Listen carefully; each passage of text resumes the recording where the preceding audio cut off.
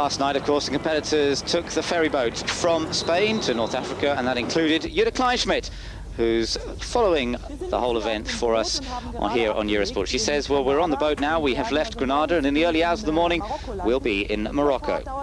The crossing's not too long, it takes about 4 hours, and the competitors use this time to get some rest and relax a little bit.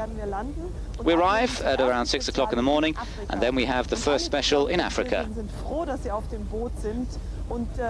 Everybody obviously is happy to be on the boat, to be out of Europe. There's always that worry that something silly will go wrong, prevent you from reaching Africa at all, but everyone who's here very relieved. This year there are so many competitors that the organisation has had to use 2 ferries to bring them over, half in one, half in the other, and to meet again in the harbour of Nador.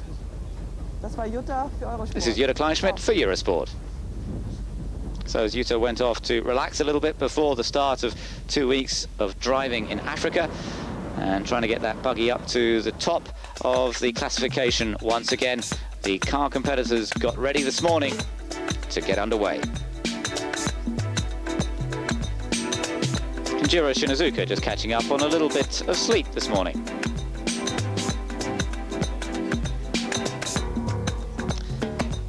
American Larry Ragland looking forward to this part of it all. Stage for us. Finally, we're into Africa, and we're more into the desert and away from the water and the mud. So it should be a better race for us today. The race today, it's the stage is similar like 95, with a lot quite fast, with a lot of big holes, and we have to be really precise on the notes. And I think we have to take our marks. And off they set this morning, getting away for the start of just about 150 miles of competitive driving.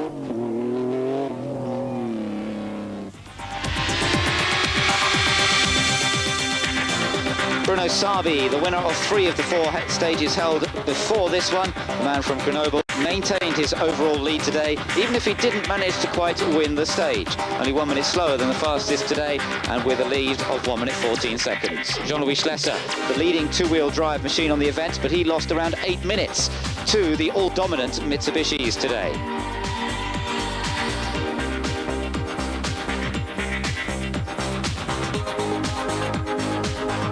Also trying to stay in the hunt, the Toyotas of Jose Maria Servia and Philippe Vomberg, but they were to be a little out of luck today. Indeed, it proved to be a bad day for Toyota, for both Servia and Vomberg. Number 207, Philippe Vomberg, was the main loser. He lay in 4th place overall after Spain, after an excellent run on both stages near Granada. But today, both of them damaged their front suspension. For Servia, it meant he dropped down to 22nd in the stage ranking, but it was much, much worse for Vomberg.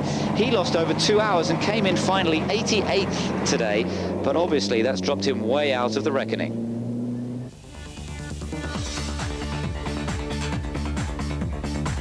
Jutta Kleinschmidt also getting into this first African stage, co-driven by Matthew Stevenson of the United Kingdom.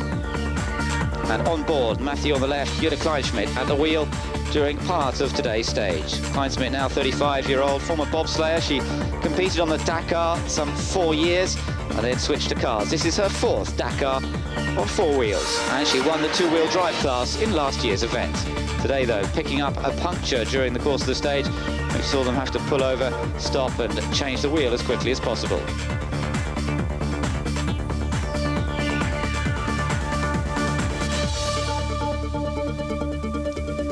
The spares of the buggy held underneath the rear engine cover, just nestling above the engine. So Kleinschmidt lost a little bit of time during the course of that, but they still set the 7th fastest time, and she lies in 6th place overall.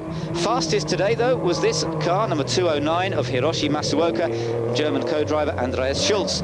They were fastest on a long stage in this Mitsubishi that's prepared in Japan, not in France like the cars of Sabi, Fontenay and Shinazuka. Masuoka himself, a former Japanese off-road champion, twice finished in 4th place on the Dakar, including last year.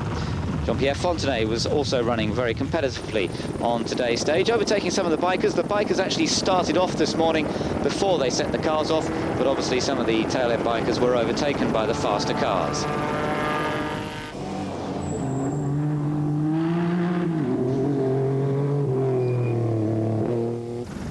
The V6 petrol engines of the Mitsubishis powering them across the sand, but Sabi here having a problem, a bit late realising that there was a big hole in front of him, locked everything up, hit it pretty hard, but thankfully without doing any damage. These cars, of course, extremely well protected beneath with sump guards and all sorts of ironmongery to make sure that no damage is done when they do ground them heavily, and Sabi getting away with that little moment.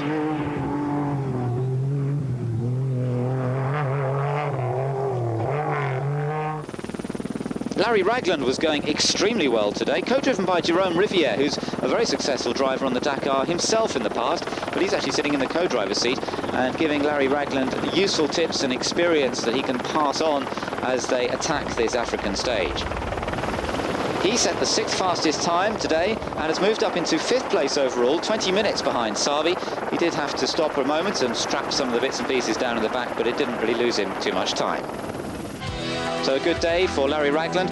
Not quite so good for his teammates. Pierre Lartigue was 23rd fastest today, and Henri Pescarolo was 30th.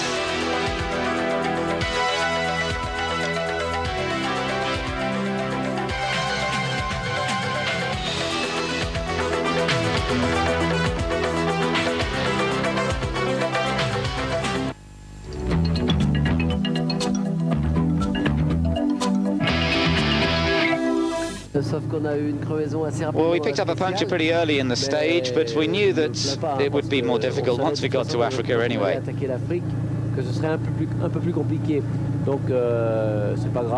it's not serious. We lost perhaps 3 or 4 minutes to change the wheel, but lost very little to our rivals, so it's not such a bad day.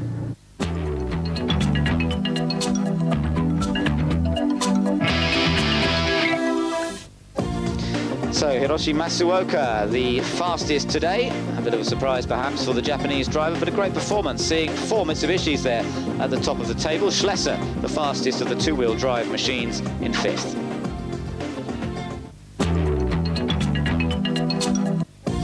Overall, Sabi still leads. His lead 1 minute 14 seconds over teammate Fontenay, with Shinazuka a little further back. Then there's a bit of a bigger gap to Schlesser, Ragland and Jutta Kleinschmidt holding on to 6th position.